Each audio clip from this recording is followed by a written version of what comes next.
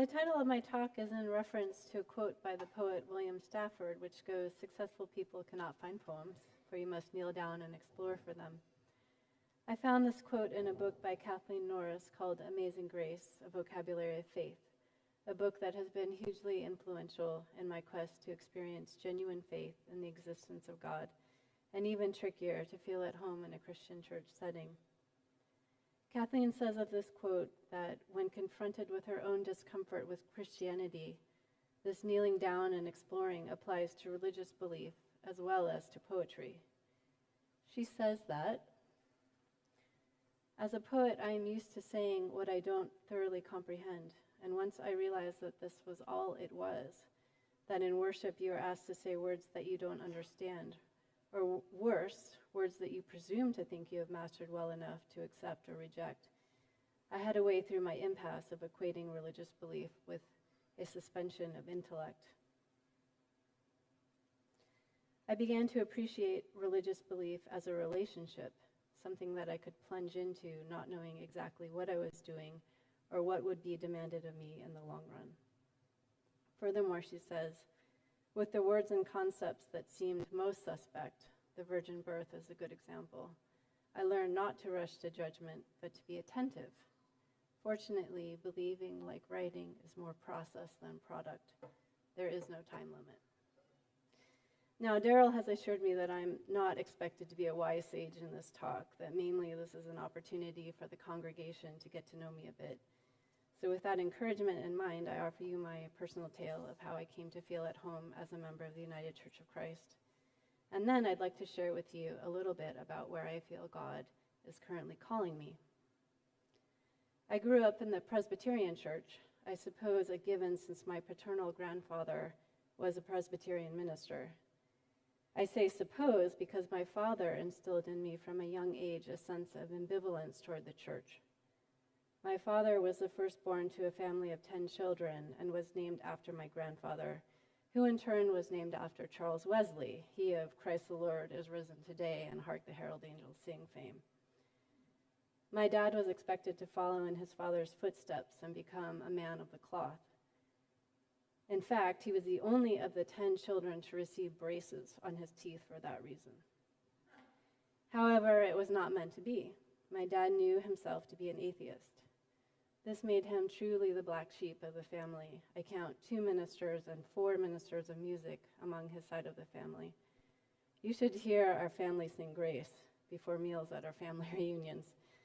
We are the only family I know of who distributes sheet music before family gatherings. But I digress. I can easily imagine my dad's stress that must have come from remaining true to his own convictions while desiring to please his family. My grandfather has regularly been described to me as a man of great principle, great stubbornness. He was the senior minister of First Presbyterian Church in Americus, Georgia, from 1958 until his death in 1973. And during this time, he led the desegregation of his church. Apparently, his leadership role in this process was not popular and led to the loss of a great many of his flock. I sometimes wonder if my dad witnessing this process might have influenced his view of the church. My mother grew up in a Congregationalist church in a rural area of upstate New York. My mother was the driving force behind our church attendance when we were children, born of her general feeling that a familiarity with the church and our general religious heritage was a good thing. As for me, I have vague, generally happy memories of attending church, but I never particularly felt God there. Where I did find God was in the summers, wandering freely in the woods on my maternal grandmother's 100 acres in upstate New York. Free of schedules, wandering around with a sketchbook, I sat for hours beneath the oaks and pines in my favorite area of her woods, where the wind blew up the ridge and scattered the mosquitoes, where I sometimes found the impossible flowers of May apples hiding under funny umbrella leaves, or bright orange salamanders on the pine duff near the creek, and where the deer would walk up to me until I made a movement that alerted them to my presence. Further down the hill, there was a clearing made by the man who mowed Grandma's field once a season. Here I could look across the valley at the adjoining dairy farms, with the fields of corn growing in perfect rows. Clouds would roll in and pour form patterns in the river at the base of the valley. Those times filled me with an exquisite sense of both peace and excitement, and a glorious sense of being enough. I never felt alone, even though I usually was. I felt a presence with me that I attribute to God. In college, I found myself both drawn to and extremely uncomfortable with the InterVarsity Christian Fellowship community.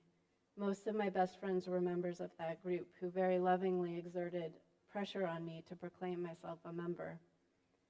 I spent all 4 years of college hovering around the edges, desperately wanting to feel a sense of belonging and peace, and instead feeling only anguish and an unshakable sense of deceit. Recalling that time, I recognized myself in the story of Emily Dickinson that Kathleen Norris recounts in her book, who at age 16 attended Holyoke Seminary, where girls were asked to stand or come forward as a sign that they declared themselves for Jesus. Emily remarked, "They thought it queer I didn't stand. I thought a lie would be queerer."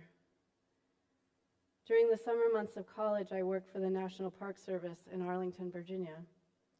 Although my official title was gardener, in reality it should have been grounds maintainer, as I spent most hot, muggy summer mornings walking the George Washington Memorial Parkway in government-issued long-sleeve polyester shirts and pants, neon vests, steel-toed boots, and a face shield, weed-whacking as the cars would whiz by. Most of my coworkers were from Southeast DC, and getting to know them was like visiting another country. I became friends with a woman named Barbara and visited her at her apartment where she lived with her mother, teenage daughter, and toddler son. This was before the days of cell phone use and common use, and she would call me from a payphone. One time the call was abruptly cut short due to a drive-by shooting that caused her to flee from the booth. This experience opened my eyes to the poverty of urban inner-city life. In some ways, it made me an insider, yet again, forever an outsider. I wanted to belong and to distance myself from the legacy of slavery and prejudice that I hadn't even really considered up until this time. During one semester of my junior year of college, I studied abroad in Kenya at an American school that offered a wildlife management program. The school itself was on a white Kenyan's ranch, staffed by black Kenyans paid according to the going rate, which is to say, in what appeared to my American eyes as miserable poverty. Of course, it was more complex than that. Visiting the outskirts of Nairobi, I saw what true poverty was like in the tin shanties, and the Kenyan farmhands no doubt felt grateful for their employment. Nonetheless, my time there felt extremely unbalanced. On the one hand, I was living and camping in the most glorious of settings, a raw experience with nature that kept me in constant awe, constant elation. On the other hand, I was deeply disappointed. In my naivete, I suppose I expected to see Africans whose ancestors had not experienced slavery living at least as well as the whites. At the time, I knew very little of the history and repercussions of colonialism in Africa. Then came senior year of college, still reeling from culture shock, and looking back on it, I can see how deeply unwell I was, how desperately in need of counseling. I think perhaps the anti-malarial drug I took while abroad was partly to blame for my sense of insanity, but I was also struggling with my lack of religious conviction and the many forms of inequity I saw in the world. Unfortunately, psychological counseling wasn't something that would even occur to me at that time. So instead, I continued to insist on sleeping in my sleeping bag in my dorm room, walking around at night and climbing trees and spending time in the field station adjacent to our campus. I was still hovering around the edges of the InterVarsity group, but my closest friends had moved on while I was abroad, and I was having a hard time reconnecting with them. And I was feeling more convinced that joining the group as a whole was an impossibility. At the time, I held, and still hold, a strong conviction that God would not make a fundamental attribute of a person something that he considered sinful. Of course, I'm talking here about homosexuality. My aunt had recently come out as lesbian and was fired from her position in the Presbyterian Church. And at that time, my sibling identified as lesbian as well. My friends in InterVarsity held the position that being gay is a sin, and that became a major impasse. At the time, I didn't know how to handle the nuances, didn't know how to think of the Bible in a more sophisticated way, remembering that, in the words of Peter Gomes, the Bible is a result or consequence of a complex process that is both human and divine, and to distinguish between the situational and normative aspects of its various passages. At that time, all I could say for certain was that God made the natural world true and good, and that humans mostly had the tendency to make a mess of everything, both in our treatment of nature and each other. After graduating from college, I became a scientific assistant at the American Museum of Natural History in New York City, first illustrating fossil turtles and then working more generally with the curators of Hymenoptera, the wasps, bees, and ants. I adored working at the Natural History Museum, but I found living in New York extremely difficult emotionally. I can remember walking along the streets and feeling like an alien who had just landed on our planet, seeing things with new eyes that everyone else had adjusted to so fully that they didn't even see it anymore. Homelessness in particular deeply upset me, as well as the apparent mental instability of some of the folks I encountered daily on my commute. I was overwhelmed by the vulnerability and loss of human dignity that I daily encountered there. One time I passed by a man who was crying, throwing himself on the sidewalk like a tantruming toddler and screaming, "Help me!" I went home and cried all night afterwards. Looking back on it now, it strikes me that perhaps I felt so especially affected because I felt myself to be removed from the homelessness and mentally unstable by the barest of threads. The museum was my haven, and one of my bosses took me on and mentored me in a way that will forever earn him the title of grandfather in my eyes. Jerry Rosen, the curator of bees, taught me my first lessons on bee morphology and treated me as a true colleague.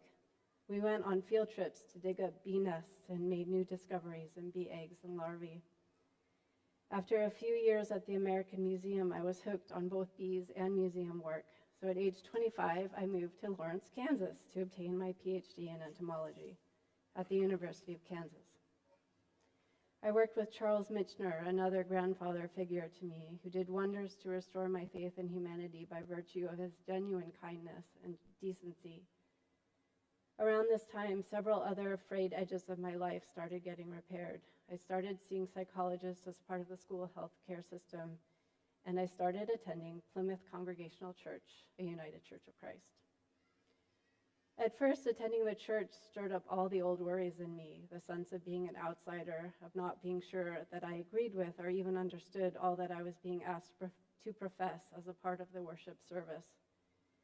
As I've already mentioned, it has always come easily to me to find God in solitude out in nature.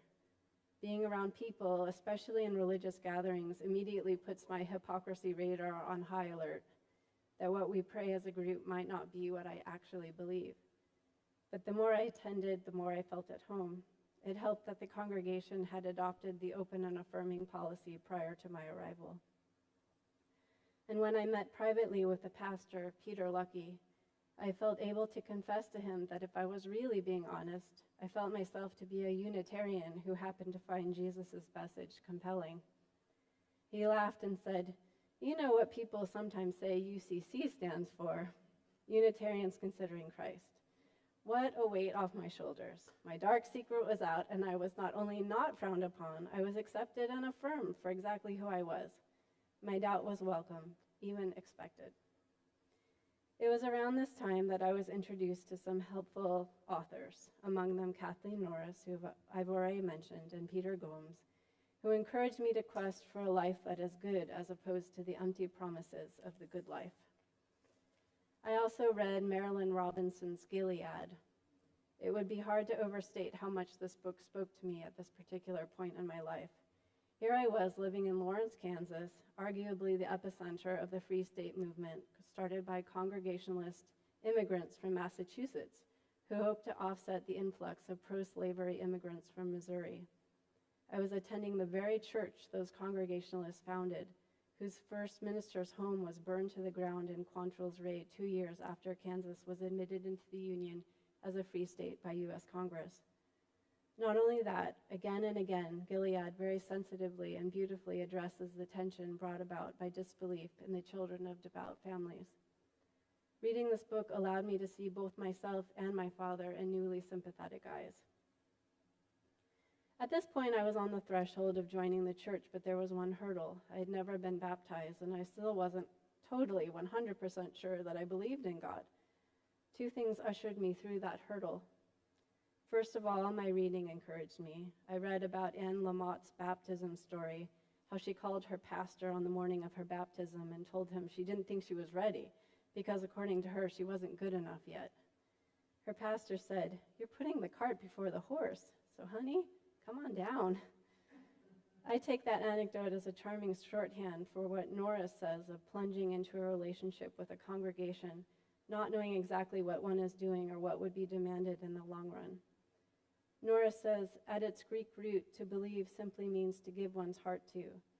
Thus, if we can determine what it is we give our heart to, then we know what it is to believe. It took me a long time to recognize that the desire to worship is in itself a significant form of belief. Also, she says, and I love this, wrong way.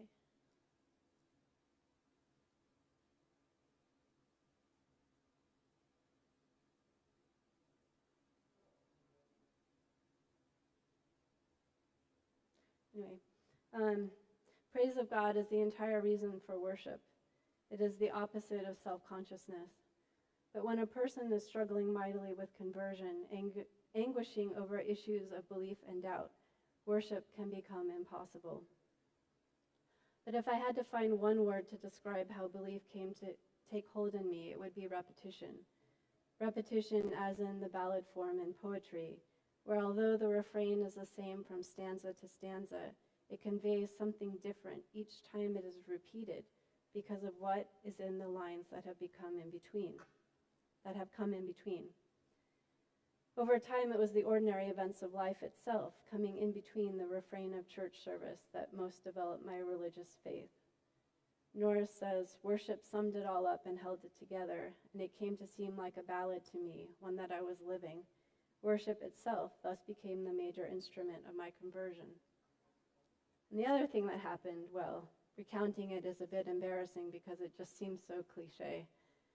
I was on a flight back to Kansas, about to land at KCI, when the announcement came over the intercom that we were to prepare for an emergency landing. Apparently, the landing gear was not functioning. So while we circled and I watched the ambulances and fire engines appear near the runway and the crew started coaching us on the proper way to hold the seat in front of us, I started thinking, did I want to live in a world in which there was no God? And the answer came back, no. It became clear that at my core I wanted to believe there is a God, so I decided to make that choice for myself. Then and there, whether it made sense or not. If it took an emergency landing to force the issue, then so be it. Allowing myself to make that choice, free from the constraints of experimental evidence, still doesn't really make sense, and yet somewhere in myself it makes all the sense in the world. It is about self-care, about wonder, about healing, and it allowed me to become a member of a community that I have been drawn to my entire adult life. In the end, it allowed me to enter, without a sense of hypocrisy, into a relationship with a community and a faith that I've ultimately come to know as good, despite its imperfections. I was allowing myself the chance to experience the repetitions of which Norris speaks. To my amazement, no one actually expected me to fully understand what I was doing when I received baptism, only that I was willing to make the next step on my journey. Thinking that I needed to know all the answers was indeed putting the cart before the horse.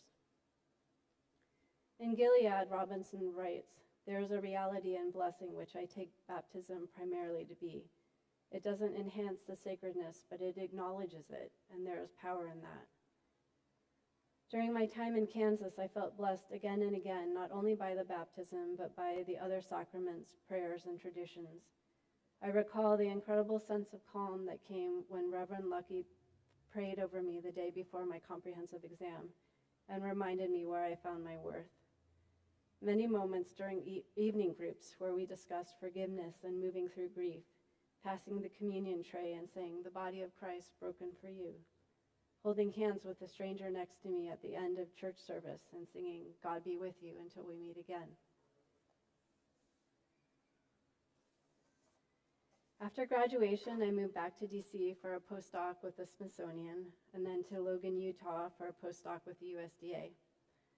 Along the way, I found that the strength I'd acquired as a result of being in a committed relationship with the church allowed me to open my heart to other daunting forms of commitment, first adopting a dog, then getting married, and finally having children.